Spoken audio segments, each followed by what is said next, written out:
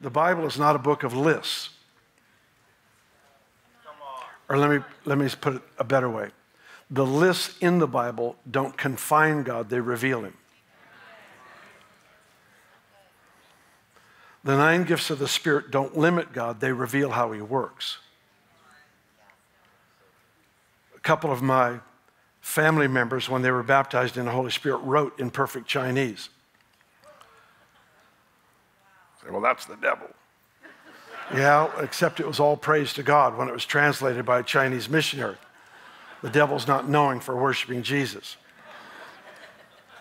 Well, it's not on the list. Yeah, but it's consistent with the list. It's consistent with the list. Why? Because those who speak in an unknown tongue speak to God, not to men. And it says in Acts 2, verse 11, says they are speaking of the mighty deeds of God in these other languages, which is what? Praise.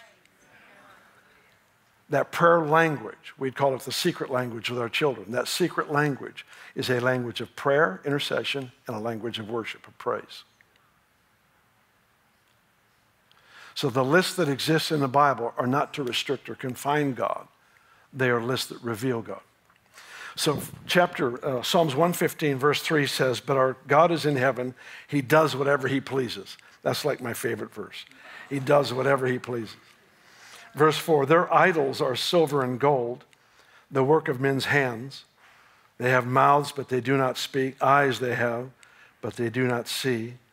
They have ears, but they do not hear. Noses they have, but they do not smell. They have hands, but they do not handle. Feet they have, but they do not walk. Nor do they mutter through their throats. Those who make them are like them. So is everyone who trusts in them. What you fear determines what you trust. What you trust is what you become like.